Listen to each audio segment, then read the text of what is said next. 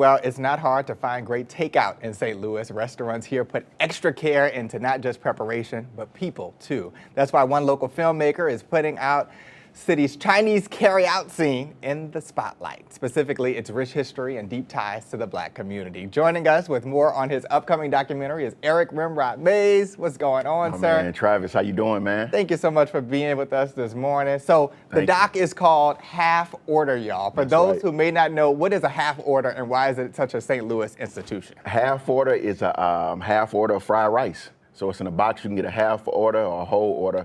Most of the time, people go half order because it's light. It ain't too much, but it'll get you through the rest of the day. Well, you have to. They load it up. Yeah, they load it up. It's a lot. It's already, yeah. Okay, so your documentary, it starts with food, but it becomes a story about culture and community. How did that evolution happen? Absolutely. I mean, the Black culture in St. Louis is really tied into the Chinese takeout.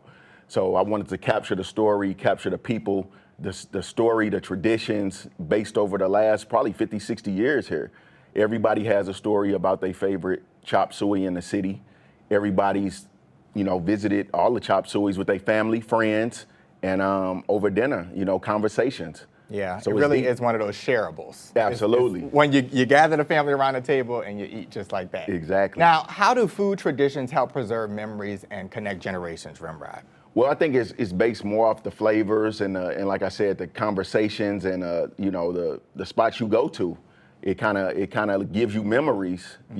Somebody might say, "Oh man, we used to go here all the time. It might be closed now, or it might, you know what I mean? Yeah. Like this is our go-to order. This is what my mom used to take me to get." A lot of those stories are inside of the film, and it takes you back to those times, like 90s, 80s. When St. Louis was a little different. Yeah, there's nothing like going to Google Maps and your favorite one is closed. Yeah.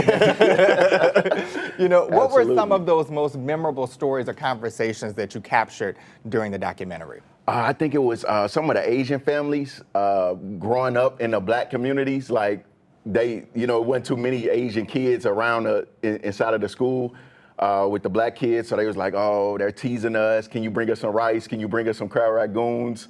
Or even a story I heard at my boy Bill, his dad owned Bing Lao, right in the heart of Grand in Sullivan. So he was like, sometimes my dad got into it with some of the guys coming in there. They was a little aggressive with him. So he seen him as a kid, like looking through the window, you know what I mean? Yeah. His dad really upset. So he was like, "Oh, that was a time that I really remember."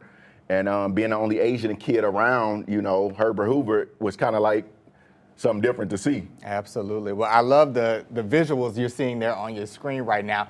What do you think some people might misunderstand about St. Louis, and how do you hope to rectify that in your work? I mean, St. Louis can be misunderstood. I think it's a lot going on as far as people look at it as something bad. It could be a bad place, but it's still a great place. It's a lot of things here that we definitely should highlight more, from the food, the people, the arts. And it's really not that bad. It's bad in any city as far as crime, but it's so much more good things that come out of St. Louis that overweighs the bad. Absolutely. Well, when and where can folks catch Half Order, Rim? Half Order will be premiering November 7th at High Point St. Louis International Film Festival, and we're gonna have a big premiere party the week after. So stay on the lookout. It's gonna be crazy. The whole city involved. The soundtrack drops July 3rd. All right. And we going up with it. I love that. So stay on the lookout. Yes. Well, before you go, I do want to go off my question list. I just want to take a moment to commend you because people don't know. So he's a visual storyteller. He's an influencer. You got to go follow his work. But I just want to say thank you to the way that you represent so many businesses in the St. Louis area.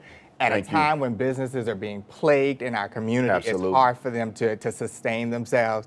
You give them a voice and a platform to be able to tell their stories if they don't have dollars to put into marketing and things like that. So thank you. Thank you, my brother. I appreciate you, man. It's all love. Thank you for having me. All right. Well, thank you so much for being with us.